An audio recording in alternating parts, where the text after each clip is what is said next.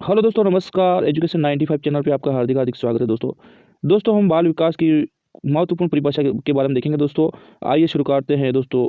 बाल विकास की महत्वपूर्ण परिभाषा दोस्तों, शिक्षावस्था से सबसे पहले बात करेंगे। शिक्षावस्था शिक्षावस्था दोस्तों जन्म से 5 वर्ष की उम्र होती है दोस्तों। जन्म से 5 वर्ष की उम्र शिक्षावस्था होती है दोस्तों। सबसे पहले परिभाषा दे रखी है दोस्तों स्टेग ने। सबसे पहले परिभाषा है जीवन के प्रथम 2 वर्षों में। जीवन के प्रथम 2 वर्षों में बालक अपने भावी जीवन का शिलान्यास करता है दोस्तों। ये स्टेक की परिभाषा है। जीवन के प्रथम 2 वर्षों में दोस्तों बालक अपने भावी जीवन का शिलान्यास करता है दोस्तों। अगली परिभाषा है दोस्तों ब्रिजेस। 2 वर्ष की उम्र तक बालक में लगभग सभी संवेगों का विकास हो जाता है दोस्तों। ब्रिजेस के अनुसार 2 वर्ष की उम्र तक बालकों में लगभग सभी संवेग का विकास हो जाता है दोस्तों। अगली परिभाषा है दोस्तों जे न्यूमैन की। अगली परिभाषा है जे न्यूमैन की। 5 वर्ष तक की अवस्था शरीर और मस्तिष्क के लिए बड़ी ग्रहणशील रहती है दोस्तों। 5 वर्ष तक की अवस्था शरीर व मस्तिष्क के लिए बड़ी ग्रहणशील रहती है दोस्तों। अगली परिभाषा है दोस्तों वैलेंटाइन की। शिष्यावस्था को सीखने का आदर्श काल कहा है दोस्तों। शिष्यावस्था सीखने का आदर्श काल कहा है। अगली परिभाषा दोस्तों क्रो एंड क्रो। 20वीं शताब्दी बालकों की शताब्दी कहा है क्रो एंड क्रो ना दोस्तों। परिभाषा बहुत ही महत्वपूर्ण है दोस्तों हर एक एग्जाम के लिए दोस्तों। अगली परिभाषा के बारे में बात करके हम अगली परिभाषा के बारे में बात करेंगे रोज की है दोस्तों।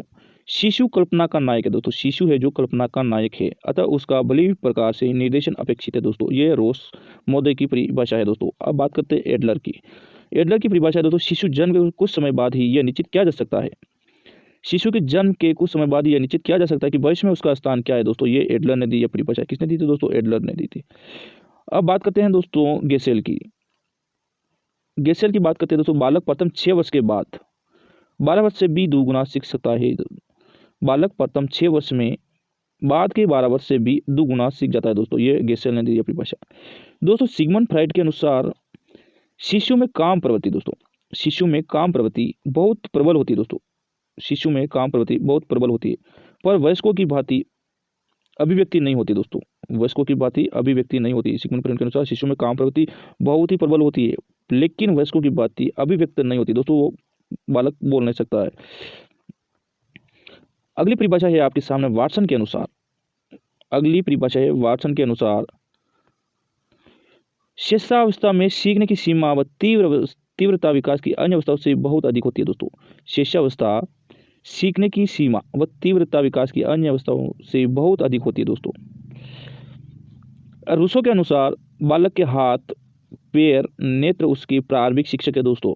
बालक के हाथ पैर नेत्र उसके प्रारंभिक शिक्षक हैं और इन्हीं के द्वारा वह 5 वर्ष में ही पहचान कर सकता है, सोच सकता है और याद कर सकता है दोस्तों। रूसो के अनुसार यह परिभाषा बहुत ही महत्वपूर्ण है। बालक के हाथ पैर और नेत्र उसके प्रारंभिक शिक्षक हैं, इन्हीं के द्वारा वह 5 वर्ष में ही पहचान सकता है, सोच सकता है और याद कर सकता है। अब बात करेंगे हम दोस्तों बाल्यावस्था की।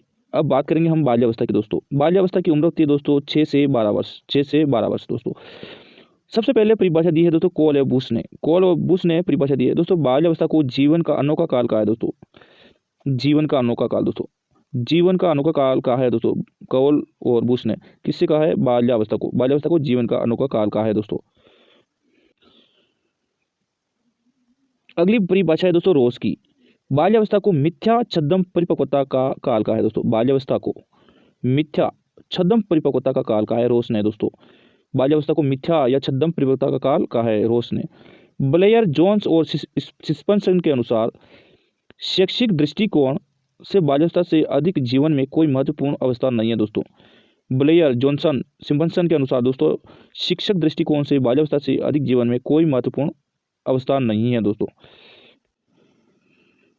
स्ट्रेक के अनुसार बालक अपने अति विशाल संसार में पाता है।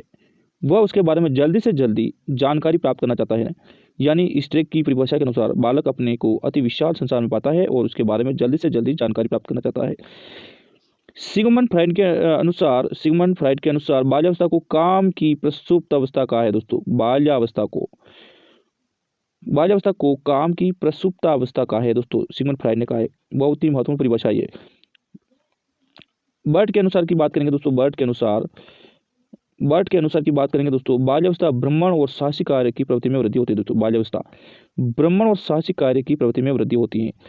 स्ट्रेक के अनुसार की बात करेंगे, ऐसा शायद ही कोई खेल हो जिसे 10 वर्ष के बालक न खेलते हो दोस्तों। ये परिभाषा महत्वपूर्ण है। स्ट्रेक, ऐसा शायद ही कोई खेल हो जिसे 10 वर्ष के बालक न खेलते हो। स्ट्रेक ने दी है परिभाषा दोस्तों। स्ट्रेक किलपैट्रिक महोदय ने परिभाषा दी है दोस्तों, बाल्यावस्था को प्रतिद्वंदात्मक समाजीकरण का काल का है। बाल्यावस्था को प्रतिद्वंदात्मक समाजीकरण का काल का। यह परिभाषा बहुत बार एग्जाम में पूछी गई दोस्तों। किलपैट्रिक महोदय ने बाल्यावस्था को प्रतिद्वंदात्मक समाजीकरण का काल का है दोस्तों। इसके बाद में हम बात करेंगे किशोरावस्था दोस्तों।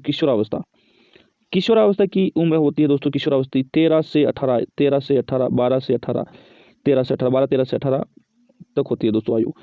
सबसे पहले परिभाषा दे रखी स्टैनली हॉल के अनुसार किशोरावस्था प्रबल दबाव, तनाव, तूफान और संघर्ष का काल है दोस्तों। किशोरावस्था है जो प्रबल दबाव, तनाव, तूफान और संघर्ष का काल है दोस्तों। E.A. किलपैट्रिक महोदय ने परिभाषा दी है दोस्तों। किलपैट्रिक ने किशोरावस्था को जीवन का सबसे कठिन काल कहा गया दोस्तों।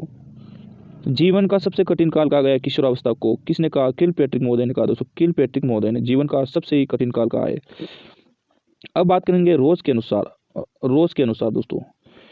रोज के अनुसार बात करेंगे किशोरावस्था शेषावस्था की पुनरावृत्ति दोस्तों। शेषावस्था की पुनरावृत्ति किशोरावस्था, रोस महोदय ने कहा है। रोस महोदय के अनुसार किशोरावस्था जो शेषावस्था की पुनरावृत्ति है। अब बात करते हैं वैलेंटाइन के अनुसार, घनिष्ठ व व्यक्तिगत मित्रता उत्तर किशोरावस्था की विशेषता है दोस्तों। उत्तर किशोरावस्था की विशेषता है। वैलेंटाइन के अनुसार बता देते हैं हम आपको, किशोरावस्था अपराध प्रवृत्ति के विकास का नाजुक समय है दोस्तों। किशोरावस्था है जो अपराध प्रवृत्ति के विकास का नाजुक समय है दोस्तों।